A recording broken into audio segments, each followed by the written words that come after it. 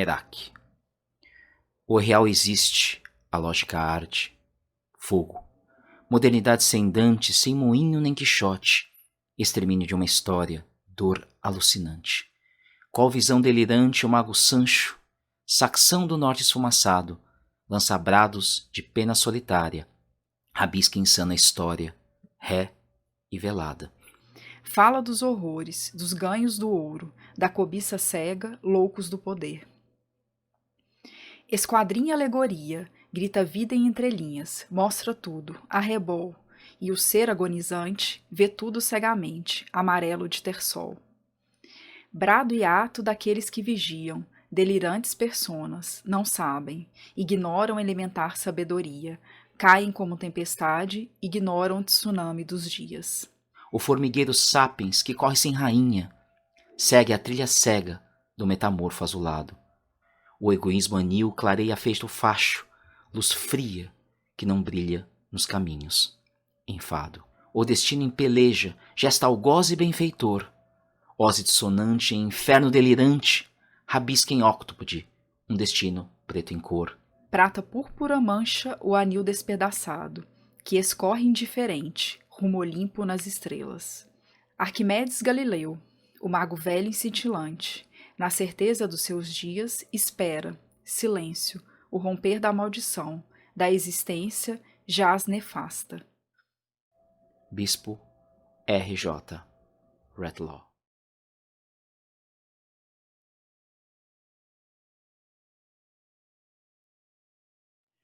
Pessoal, bem-vindos, retornando aqui para o nosso fechamento, as nossas conclusões, os nossos finalmentes sobre esse projeto que foi a Maratona Watchman, né? Vamos finalizar com as considerações dos nossos convidados e também com algumas dicas que cada um quiser dar com relação à poesia, à arte, a filme. Não precisa estar ligado necessariamente à obra Watchman, mas que de uma certa maneira inspirou e vocês se lembraram durante essa caminhada do nosso projeto. Eu gostaria de finalizar, pessoal, com uma questão, que é uma questão que faz esse arco, podemos dizer assim, não é o diário de Rorschach, que você começa e termina nele, né? Mas um fechamento para fazer esse retorno, talvez até mesmo o retorno do diferente, como a gente falou num determinado momento. Nós falamos sobre como, uma das primeiras perguntas que eu fiz lá naquela primeira etapa, como que foi a experiência da leitura de Watchman, né? E aí eu retorno de uma forma diferente e complementar. Como é que foi a experiência do projeto Watchman até agora e nesse sentido de fechamento. Eu abro aí para vocês, incluindo aí críticas possíveis também, tá? Porque esse é o momento, como a nossa diretora especialista de teatro fala, da catarse grega, tá? Foi mais do que 24 horas, né? Mas alguma coisa aconteceu nesse interim. Vamos lá. Deixo a palavra para vocês aí. Foi um grande desafio, mas um desafio prazeroso, porque possibilitou um aprofundamento de uma obra e as possíveis divagações sobre ela em diferentes aspectos. E acho que hoje em dia a maioria de nós, né, a gente tem acesso a muita informação, então a gente pega muita informação, só que tudo picado, acaba tudo ficando um pouco superficial. E por conta dessa proposta do projeto, a gente teve essa possibilidade de fazer um verdadeiro mergulho, não só na obra, mas na gente mesmo. E no que a gente enxerga que está acontecendo hoje com as pessoas que estão à sua volta, com o nosso mundo, e a possibilidade de compartilhar entre amigos. Eu acho que isso fez a grande diferença. Eu tenho que confessar que já faz um tempo que eu não tinha não tinha feito um mergulho tão profundo em algo, né? Além dos nossos estudos particulares, enfim, que é da nossa...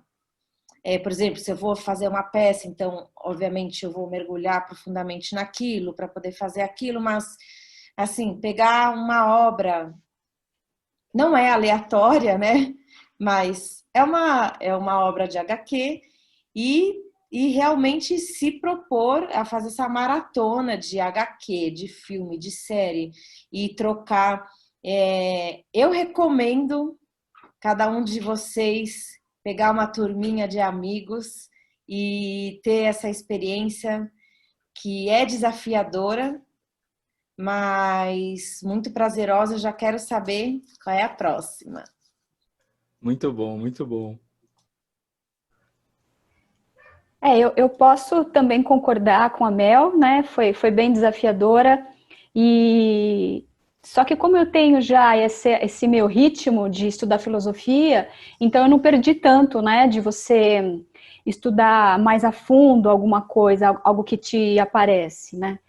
E, bom, para mim o que me impactou ao ler essa obra, acho que a primeira coisa foi a experiência de eu pegar uma HQ com uma história e um conteúdo tão complexo, né? Então isso para mim eu acho que foi bem importante. E como a minha proposta, e talvez também seja um pouco do meu olhar, né? Quando a gente estuda filosofia, você acaba lendo com uma referência um pouco mais crítica, talvez, e também querendo saber mais de conceitos, né? E eu acabei pegando o tema do tempo para poder falar, né? Então eu acho que o que me causou, o que me possibilitou relacionar essa pesquisa comigo, né, foi exatamente sobre isso, sobre essa formação de compreensão do tempo, de pensar como é que eu posso trazer isso para mim, de forma menos fragmentada, talvez, né, porque, por exemplo, na obra, né, no conjunto que foi apresentado, a gente viu os personagens e como principalmente Manhattan, ele lidava com essa situação. Então a gente falou muito nisso, sobre essa simultaneidade do tempo, como é diferente você passar por um conceito de tempo no relógio, né, esse que a gente está acostumado a lidar todos os dias, e ter uma visão diferenciada e experienciar o tempo como algo contínuo mesmo, né?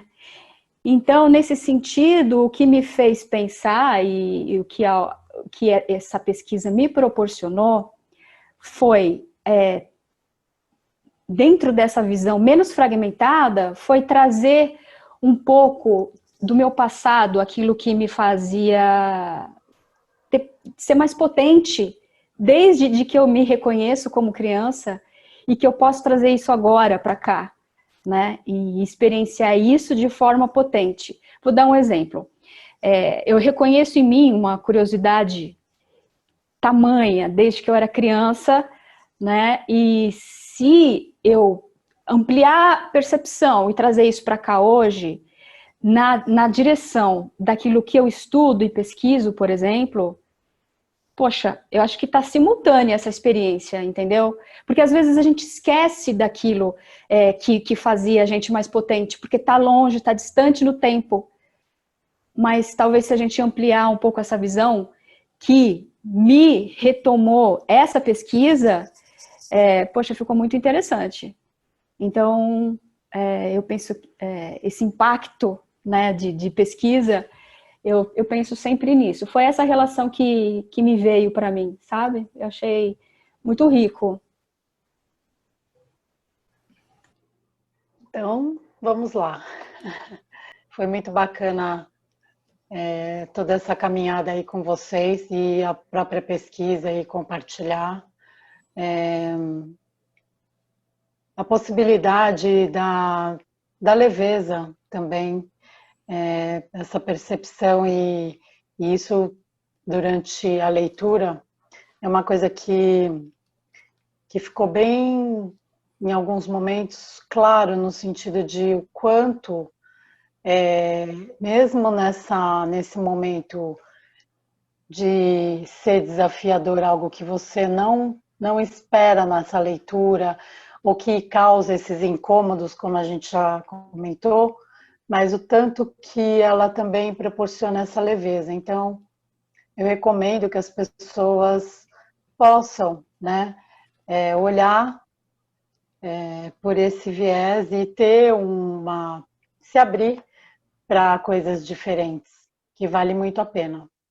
Para mim, no caso, foi isso que veio, né? Eu acho que isso é como um legado, né? Talvez não num primeiro momento isso venha a ser algo como um interesse, mas tem aí um material muito rico, com olhares diferentes, pessoas diferentes, né? Dando o seu ponto de vista, tudo que sentiu, que percebeu, e o quanto isso foi rico e quantas coisas descobrimos aí, né? Então, nesse sentido que eu falo, de leveza, de potência de vida, e você fazer esse paralelo entre algo que é mais complicado ou mais caótico, ou que você acha que você não pode, não consegue, nem tenta, e de repente você se surpreende com tantas descobertas. E aí aquilo que faltava para virar a chave, você vai lá e dá o arranque, dá o start. É isso. Muito legal, muito bacana. Muito legal, tá? Pelo menos, você começou a obra, essa jornada, dizendo, olha, não vai dar porque eu não sou geek. Depois, na finalização dessa obra, eu imagino que pelo menos o G você já adquiriu. É isso? Eu imagino que sim. Acho que sim. Pelo menos deu essa curiosidade. Isso foi legal, em querer descobrir, aprofundar. Muito bem. Minha vez agora. Eu não vou conseguir falar de uma forma tão positiva no primeiro momento com relação às impressões e a fonte de pesquisa que a obra me levou a pesquisar. Fundamentalmente, eu segui dois caminhos: pesquisar a Guerra do Vietnã e pesquisar vários aspectos envolvendo a Guerra Fria. E muito embora já conhecesse esses assuntos,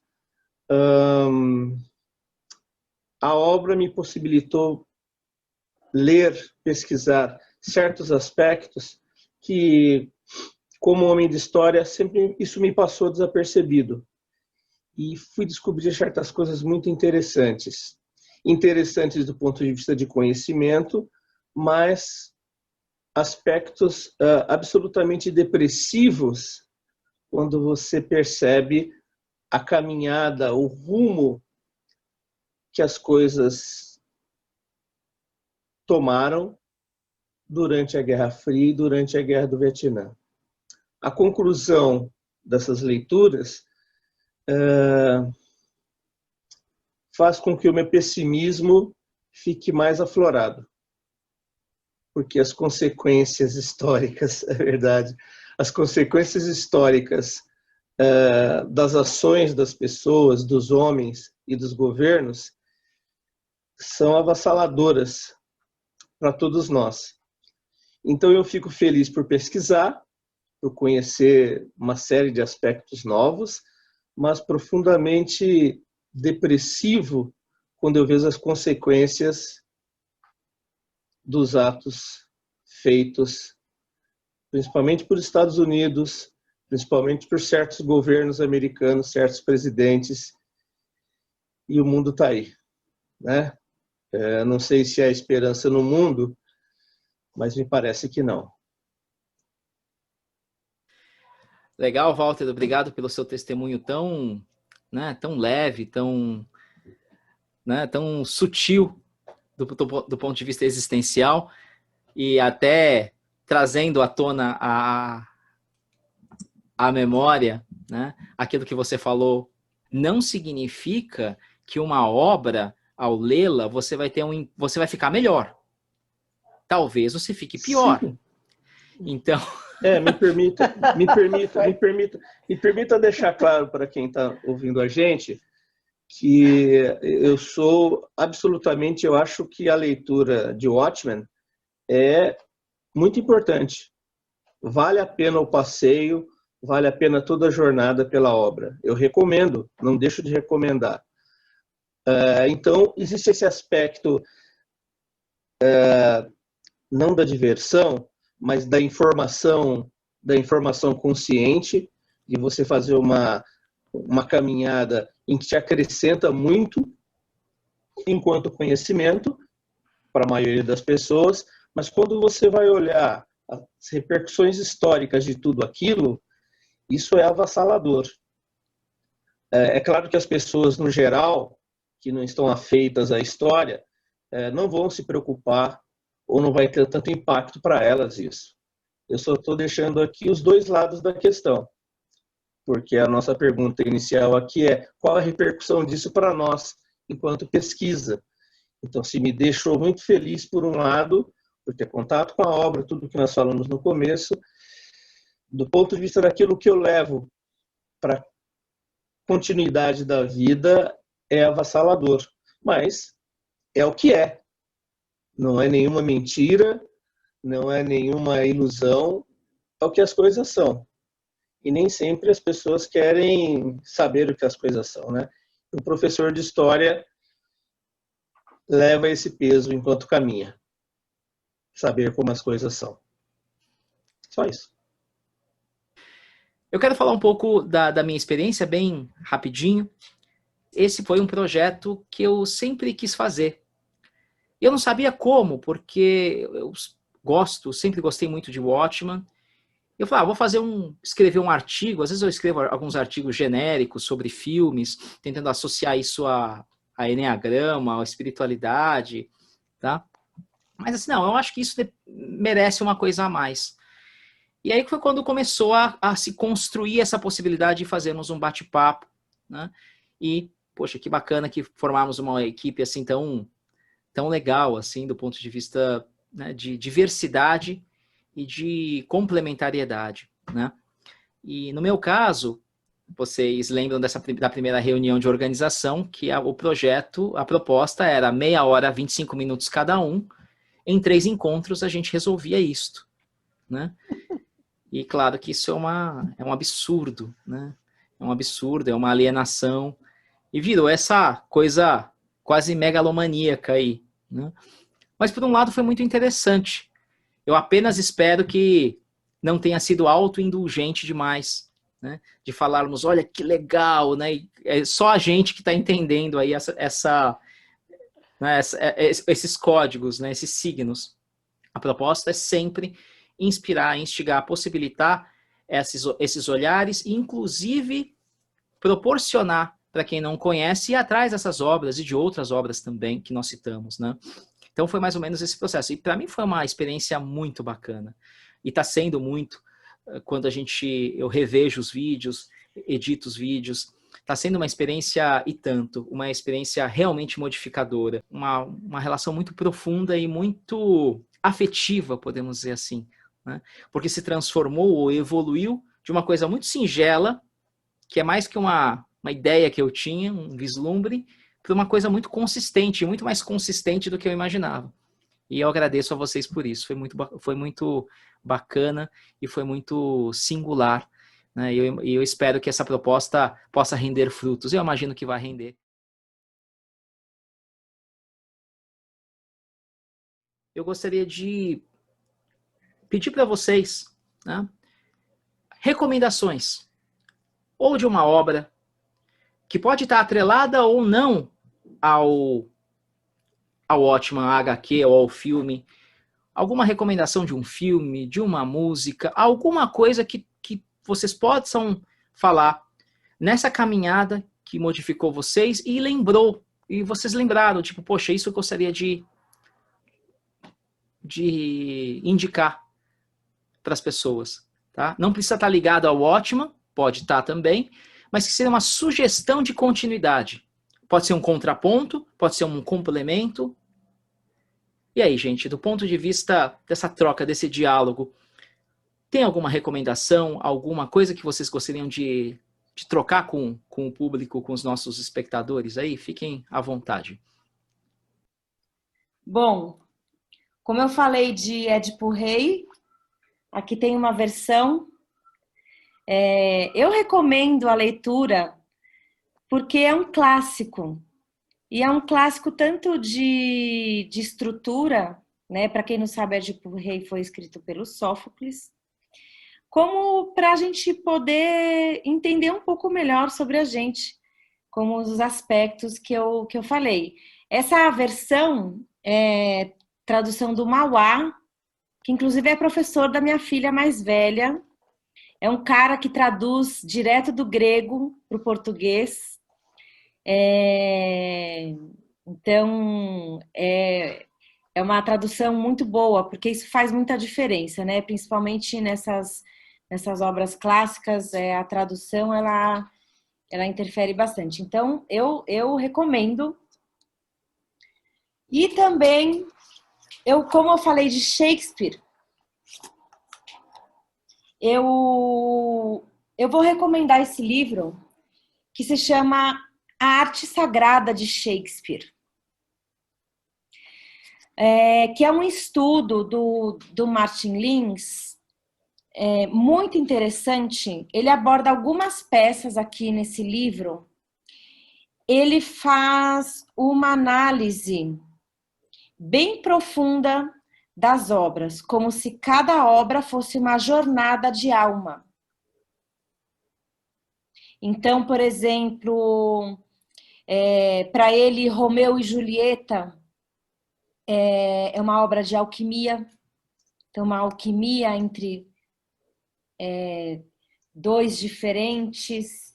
Então, ele vai abordando simbolicamente a obra, e não só a obra na historinha, como a gente está acostumado. E como esse livro do Martin Lins, ele tem também outros livros, abre um leque de possibilidades enorme mesmo sobre a obra de Shakespeare, que eu, antes de ler, eu jamais pensaria, porque eu analisava tecnicamente, enfim, versos, prosa, enfim, todas as coisas técnicas, mas não dessa maneira tão profunda. Então, assim, eu já admirava, e eu li esse livro que faz uns 15 anos, e aí realmente mudou a minha visão sobre as obras de Shakespeare.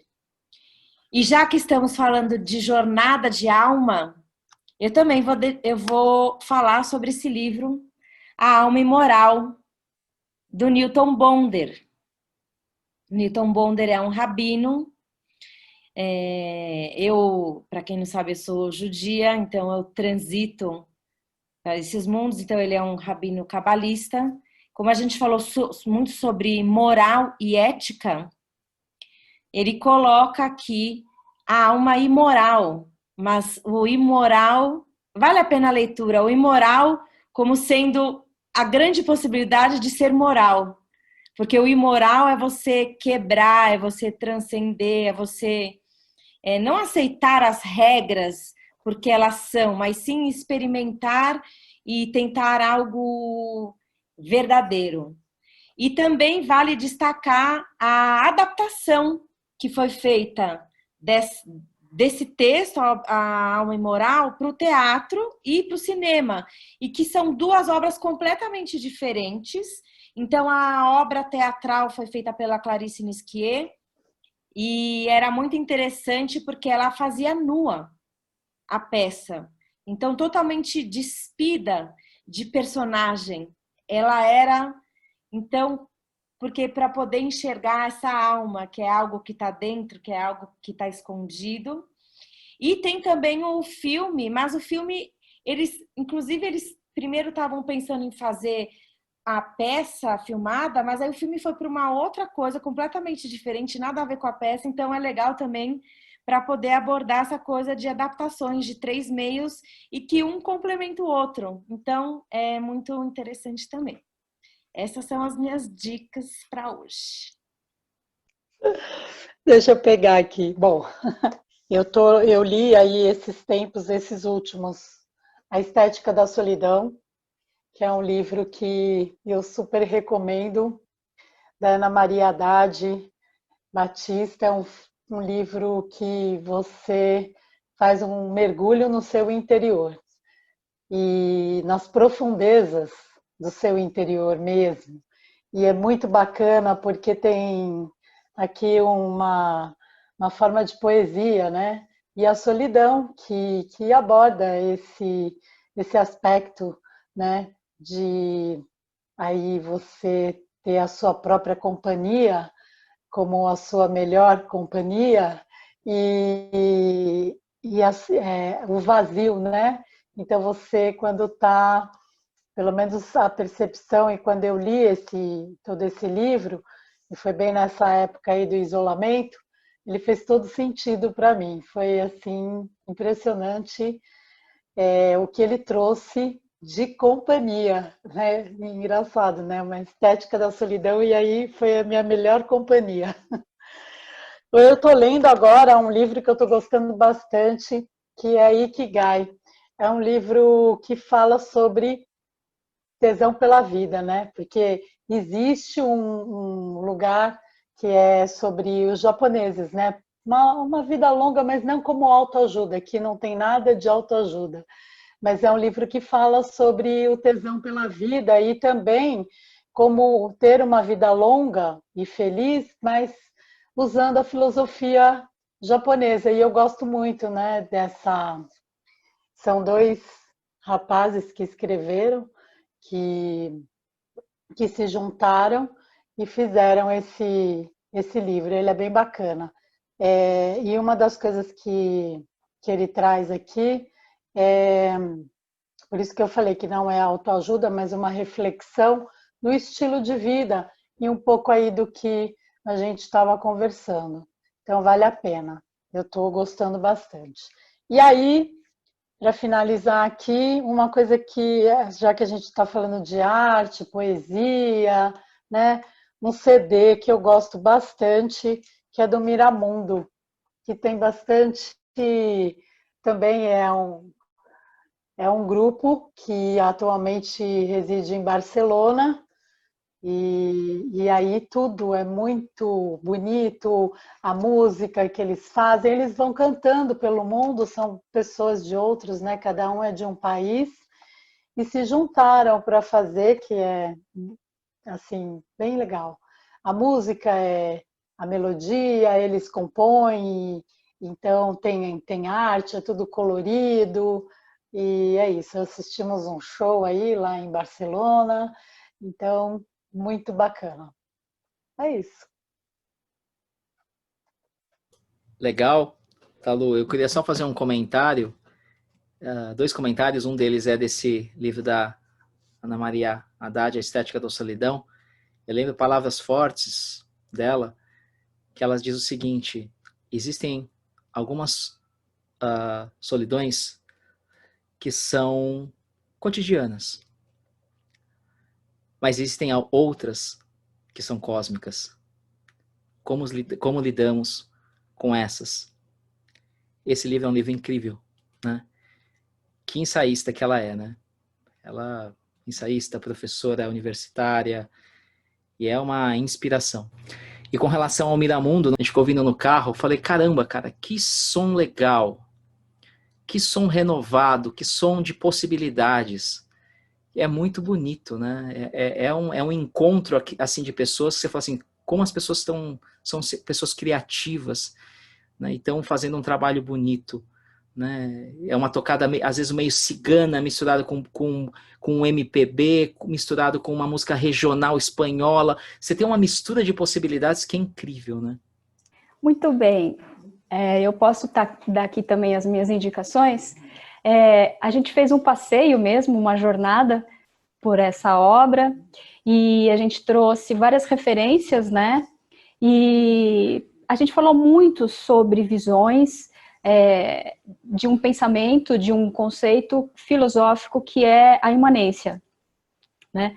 um plano imanente de referência, de você olhar o mundo, de experienciar, né? É uma visão que difere da visão transcendente, né?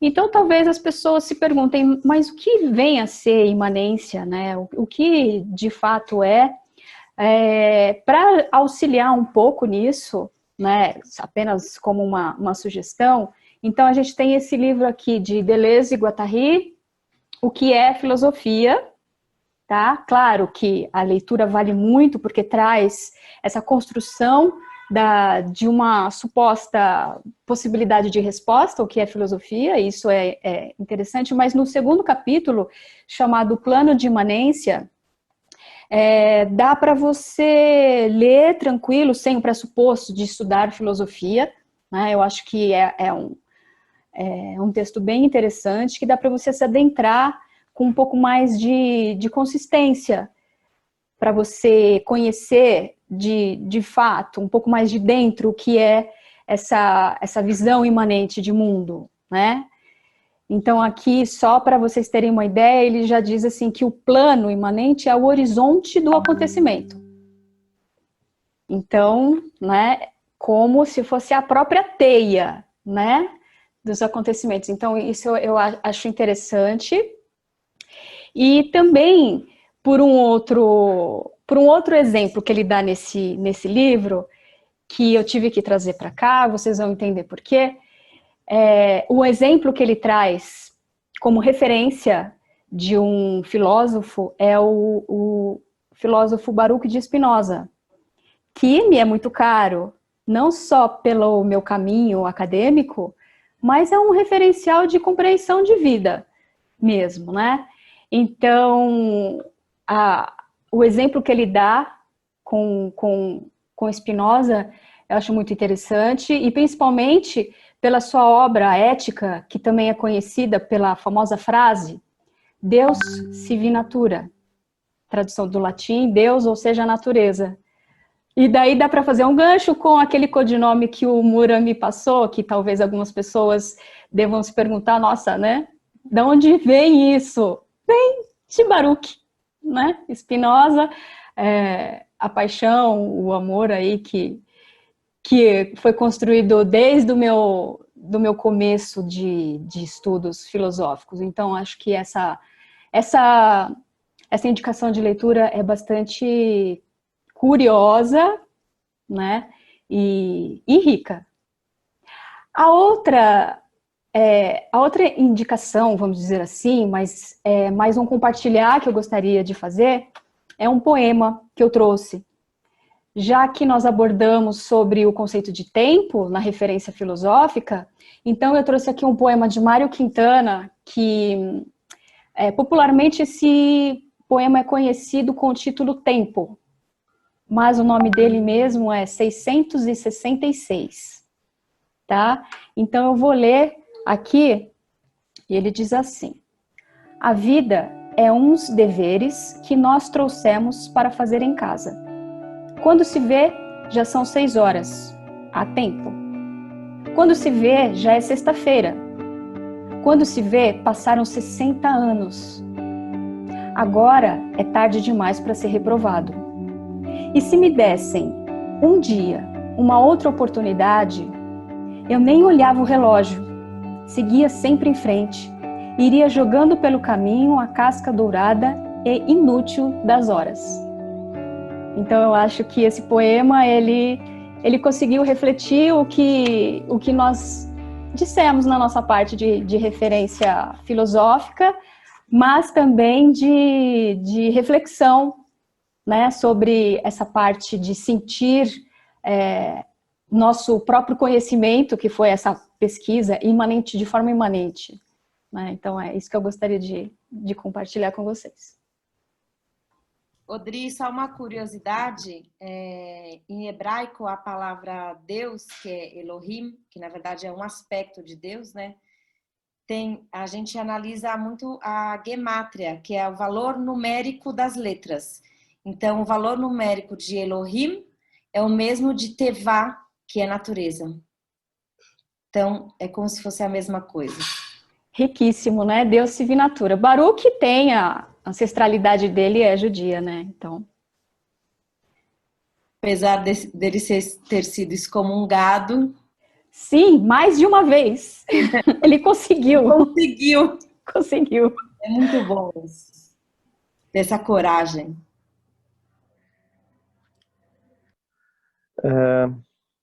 Olha só, eu gostaria de recomendar um livro, já um livro, deve ter uns 20 anos, mas é um livro muito atual do ponto de vista até do momento que estamos vivendo mesmo, e eu acho que ele filosoficamente, até se a Adriana me permite, e existencialmente também, se vocês me permitem, recomendar um livro de um economista chamado Eduardo Gianetti da Fonseca.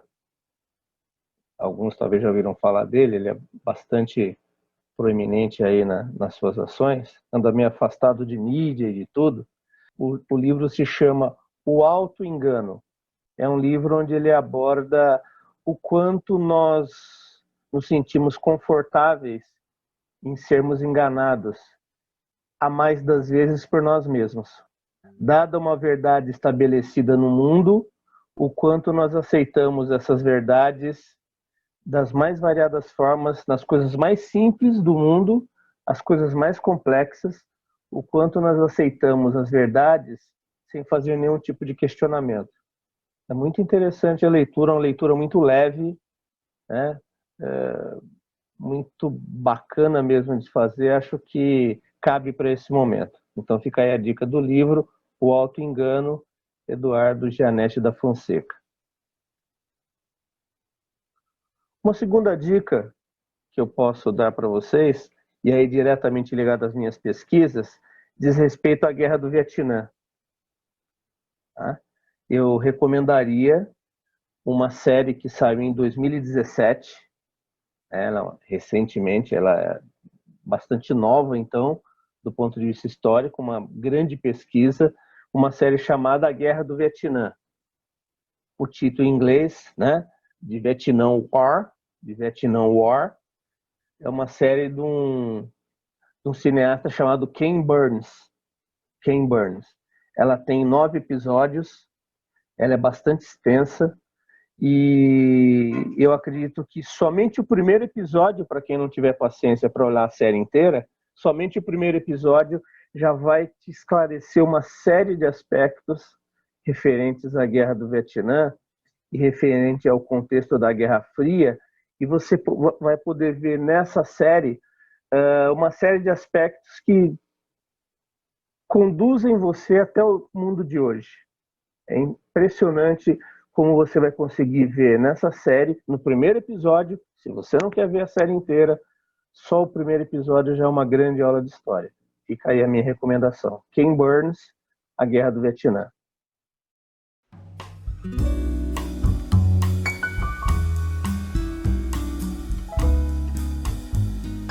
Legal, Walter, obrigado. Eu só tenho uma pergunta aí, muito simples. Quem queima mesmo? Não entendi. Ken Burns? Ken Burns. Ken Burns. Tá perdoado.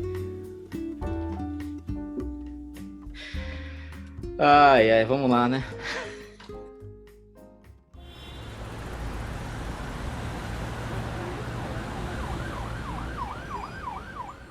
Bacana, Walter. Obrigado pelas indicações.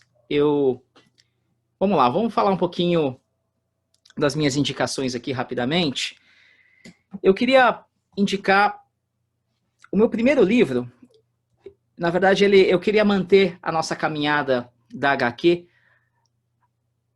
A maioria indicou livros muito interessantes, né, vinculados à parte filosófica, à parte artística. Eu fui por uma linha temática, ou seja, mantendo a HQ, o tema HQ, né, que é o livro Um Pequeno Assassinato, que chegamos apenas a citar na obra, né, na biografia do Alan Moore, mas eu recomendo muito esse livro. Essa edição é uma edição do Pipoca e Nanquim, já está esgotada essa edição física. É possível que vocês encontrem na estante virtual ou em outros locais, mas é difícil de achar ele, tá? Atualmente. Mas você encontra na Amazon em formato Kindle, tá? Claro que se você ler no Kindle vai ficar em preto e branco, mas se você ler no tablet ou no computador, é o colorido, é a cópia dessa versão aqui, tá? Por que que esse livro, Um Pequeno Assassinato, A Small Killing, em inglês, eu recomendo, tá? Porque é uma obra, gente, que para mim tem um simbolismo grande, e eu queria fechar a nossa conversa relativa ao Watchmen com esse livro, porque ele, por que é tão forte esse livro? Primeiro para Alan Moore, porque foi a HQ que fez com que o Alan Moore resgatasse uma série de coisas na vida dele. Para quem assistiu a versão estendida, fica aí a dica, né? O Complete Root Cut, né? Para quem for geek, geralmente o pessoal gosta de cavocar, né? O Moore teve muito problema com a editora e ele saiu traumatizado de Watchmen, tá? Ele ficou mais um tempo finalizando algumas coisas e ele trabalhou por conta, depois que ele saiu das grandes editoras, da DC, podemos dizer assim, ele falou, não quero mais nada. Eu vou fazer o meu trabalho autoral. E ele abriu uma editora. Depois ele começou a investir, grande parte do dinheiro não deu certo, ele começou a ficar muito mal, né? Até onde eu sei. E por que essa obra é tão importante, Um Pequeno Assassinato? Porque ele é uma obra absolutamente intimista. É a obra que trouxe alma depois dessa caminhada inteira que foi o Watchmen. Que é uma jornada de super-heróis, é incrível, mas é algo assim, ficou talvez muito além do que ele esperava. Até o ponto que ele ficou traumatizado, o Alan Moore. E essa obra, O Pequeno Assassinato, é um recorte, ele fez junto com Oscar Zarate, que é um artista incrível, tá? Ele que faz a arte, mas ele também é co-criador, co-roteirista.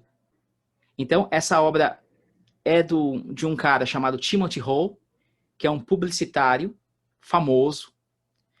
O cara tá bem, mas é um cara absolutamente angustiado de alma. Aquilo que nós falamos, né, Talu? Quer dizer, ele não teria nenhum motivo, em teoria, em termos utilitaristas, para dizer eu tô péssimo. Porque o cara tinha dinheiro, era um sucesso. E por que Um Pequeno Assassinato? Porque ele começa a obra, ele com coisas pequenas. Eu não consigo dormir, eu tô estressado, eu quase não sei mais quem eu sou, eu tenho tudo quase nas mãos, mas eu não tenho nada. Eu não vou dar spoilers, mas qual que é o sentido do Pequeno Assassinato? Tudo bem, há um evento, mas não é o evento em si. Por que é uma obra intimista? Porque não tem super-heróis, não tem superpoderosos. Ele fala sobre a vida, Mel. Você falou, a mais específica, é um recorte mais específico, mais pontual. É muito intimista, muito particular, e é muito tocante, é muito bonito. Porque ele faz um arco de uma pessoa que se perdeu em algum momento da vida. E o que é bonito desse livro? É um livro que ele vai revisitar os pequenos assassinatos que ele teve que fazer na vida dele para ser um sucesso. Que ele deixou para lá, porque já está lá atrás. Ele nem pensa nisso. Aquelas situações chave da vida que ele podia fazer diferente, eticamente, ou indo em direção à alma dele, e ele falou assim, não, deixa, não, essa esgarçada tudo bem, porque é necessário, porque o mundo pede isso. Então são os pequenos assassinatos que nós cometemos com a gente mesmo, que faz com que leve a gente para uma vida, a gente fala quem eu sou, onde eu estou. E por que é importante e interessante, gente, essa obra, ao meu ver? Porque é muito diferente quando a gente fala da HQ, quando a gente fala da série. Nós não falamos numa hora da série sobre ovos, como a alegoria dos ovos é importante. Lindelof nunca falou, pelo menos eu não ouvi. Mas, depois que eu li essa obra, Um Pequeno Assassinato, você fala assim, eu sei de onde esses caras tiraram. Porque Um Pequeno Assassinato, a base da história são os ovos. É sobre ovo a história. Então é muito interessante. Os mais variadas interpretações do que representa o ovo. Né? Do que representa o ovo. Então você começa a perceber todas essas alegorias, né? de angústias, de frustrações, de perdas e também de renascimento. É possível um renascimento depois de termos assassinado tanto pequenas partes da nossa alma ou possibilidades que a gente podia construir ou gerar de uma forma ética? É possível redenção? É possível? Então essa obra fala disso. Então é uma obra tocante, é uma obra forte, é uma obra, como eu disse, muito intimista, e ela é uma obra que mostra a genialidade de Alan Moore, não é à toa que ganhou o Eisner também, mas é uma obra completamente diferente de Watchmen. Por isso que eu queria trazer essa obra aqui. Porque é muito fácil associar Alan Moore a super-heróis, né? A Dr. Manhattan. Depois que ele saiu da DC, a busca dele foi muito existencial. Eu estou buscando algo que me conecta à minha raiz. Aí, voltando à questão histórica, né, Walter? É a questão das minhas memórias, o que é importante para mim. É de uma delicadeza e de uma poesia impressionantes. E eu diria que fecha contrapondo todo o arco que nós fizemos. Então, fica aqui a minha recomendação para essa obra incrível, muito bem produzida pelo Pipoca e Nanquim, vale a pena, tá? Mesmo que seja a versão virtual dessa obra. É uma experiência e tanto. Depois dessa experiência que nós tivemos aí, imagino que quem quiser passar por isso vai ser muito interessante, de Watchmen, que é uma coisa tão grande, muito singelo, e tão forte, tocante e seminal quanto, eu diria. Só de uma outra maneira. Né?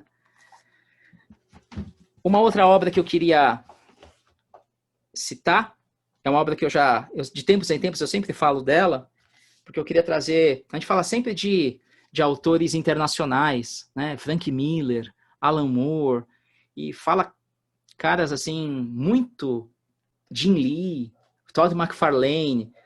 Vamos falar desses caras aqui, né? Dos irmãos Fábio Moon e Gabriel Bá. Né? A Melanie falou da parte do teatro, né? O Gabriel Bá faz os desenhos também, né? Do Umbrella Academy, que agora está na Netflix, né? Muito bacana também. Mas essa obra, Day Tripper, gente, é uma obra tão bonita, tão singela, e é muito parecida. Eu faço uma ponte, uma rima poética com Um Pequeno Assassinato, tá? Porque essa obra acompanha o personagem Brass, tá? E todas as coisas do que a vida poderia ter sido e não foi. Porque ele fala de morte. Fala de morte, desapego e reinício. Então, são as várias leituras possíveis dos momentos da vida de Brás, inclusive aquelas que não aconteceram. Então, ele não fala de multiverso especificamente, mas é uma das leituras simbólicas possíveis.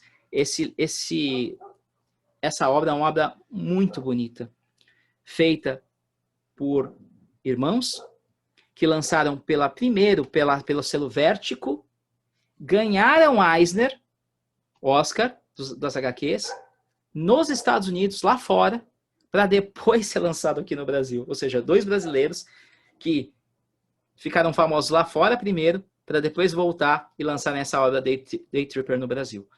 Gente, vale a pena essa obra, é uma obra muito tocante, muito singela, muito bonita, e que é interessante, principalmente para a pessoa que é paulistana, brasileira, claro, mas paulistana. É uma obra que grande parte dela passa-se em São Paulo. Então você tem lá Avenida Paulista, você tem Vila Madalena, você tem assim coisas muito...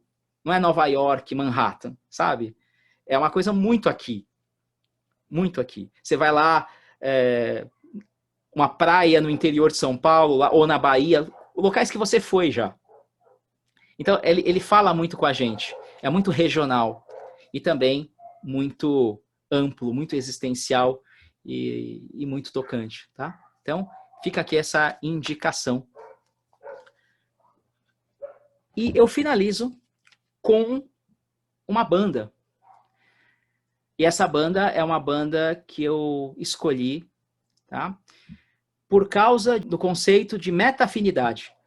Nós falamos de David Bowie, né? Teve um momento que o David Bowie aparece lá no filme, pelo menos do Zack Snyder, Watchmen, em que o Ozymandias, no caso agora Adrian Veidt, né, diz que, olha, eu sou Adrian Veidt mesmo, tal, no Estúdio 54, e ele cumprimenta o Bowie lá. Isso foi só um exemplo. Numa relação estrutural, tá? David Bowie, isso também está naquele versão estendida do autor, que a gente gravou. O David Bowie, ele foi uma dos caras que bancou o que o pessoal chamava antigamente na Inglaterra de Artist Lab. O Artist Lab eram centros criativos em que eram encontros de várias pessoas, de artistas, para criar coisas em conjunto, coisas híbridas. Eram encontros. E depois que o Alan Moore, ele não conseguia emprego em lugar nenhum, porque tinha sido, né, expulso do colégio por vender LSD, expulso do trabalho lá, porque por fumar maconha, e só ia ferrando tudo, ferrou, né? Ele falou assim, eu só sobrevivi porque eu tinha esses encontros, que era o meu sentido de vida. Sem esses encontros criativos, eu não conseguiria ser quem eu sou. Porque naquele momento, era o que trazia essa chama dessa potência de vida em mim, essa paixão alegre, esses encontros alegres que levavam minha potência. E um desses, não o que ele ia, mas um desses, era bancado pelo Bowie, pelo David Bowie. Falou assim, o David Bowie já estava famoso na época. E eu queria trazer a banda Arcade Fire, tá? Que é uma banda canadense, e principalmente este CD. Aí o pessoal dá risada, CD. Tudo bem, eu entendo. Na geração atual pode procurar no Spotify, não tem problema. Né? Que é o primeiro CD dele chamado Funeral, tá? E é muito interessante, é muito forte. 2005, esse CD. Ou seja, tem já 15 anos aí, não é uma coisa tão nova assim, 2005. Funeral. Eles lançaram vários, os CDs, os discos deles são espetaculares, tá? Dessa banda, vale a pena ter e conhecer todos. Funeral, depois você tem The Suburbs, Neon Bible, e assim vai. Mas esse CD em particular é o que indicaria para nosso momento aqui de fechamento sensível artístico. Porque, como eu falei da meta-afinidade, né? Bowie, conta-se a história que Bowie entrou numa loja de CDs e supostamente ele gosta de coisa meio alternativa que não está no mercado mainstream. Ele chegou e pegou um CD, não conhecia, numa das viagens dele, numa loja de CD, e começou a falar assim, ele ficou enlouquecido com esse CD aqui. Funeral. Enlouquecido. E até onde se sabe, ele falou assim, ele entrou em contato com uma produtora independente, comprou quase todos os CDs disponíveis. Eu quero todos esses CDs, eu pago por esses CDs. E ele começou a distribuir esses CDs para todo mundo ouvir. Do tipo, esses caras fizeram o melhor álbum do ano, ou naquele ano em específico. E ninguém conhece eles. Então, Arcade Fire, eles tiveram praticamente, né, o David Bowie como um godfather da música. E com certeza, gente, sem dúvida alguma, esse CD tá impressionante. Principalmente a música de abertura dele, né? Que é Neighborhood, vizinhança. E que fala da noção de comunidade, Walter.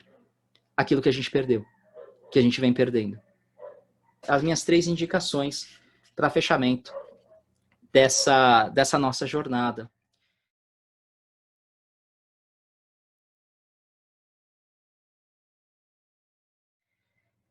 E eu queria finalizar agradecendo, né? Eu gostaria de agradecer novamente a possibilidade.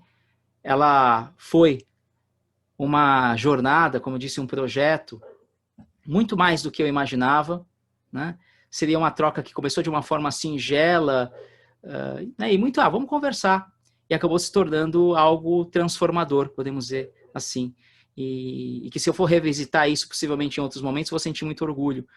Sem dúvida alguma, foi uma cooperação entre amigos, entre pessoas muito queridas, e que cada um complementou com a sua visão, com o seu recorte.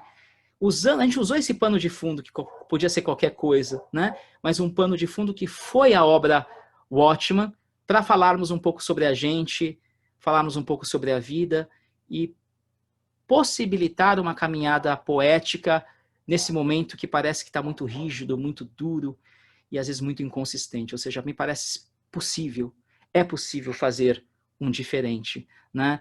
É possível instigar possibilidades, é possível aumentarmos potência de vida, olhando, refletindo e tendo coragem para renovar. Né? Eu acho que eu gostaria de agradecer novamente, foi um grande prazer, né? E se há o entretenimento, vamos assumir o entretenimento também como possibilidade de reflexão e uma possibilidade muito atual para pensarmos sobre a gente e pensarmos sobre o mundo, né, gente? Eu gostaria de fazer um grande brinde a vocês, gostaria de fazer um grande agradecimento pelo compartilhar que foi, e que foi realmente de alma, foi modificador e foi muito tocante. Muito obrigado. Gente, um brinde a vocês também que acompanharam. Valeu. Super obrigada. Valeu.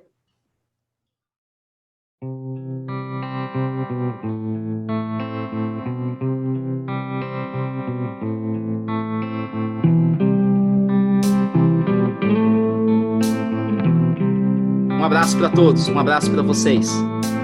Até mais, até a próxima.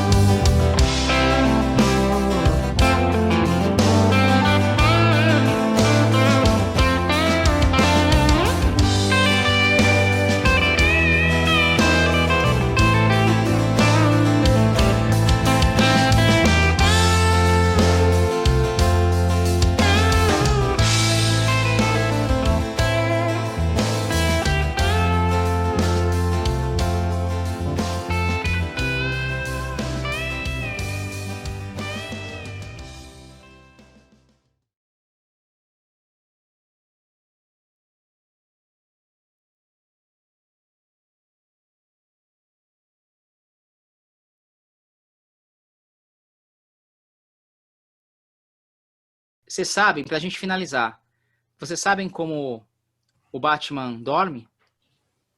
Não tenho a mínima ideia. Como o Batman dorme? De Bruce. Tá bom, gente, valeu. Mel do céu!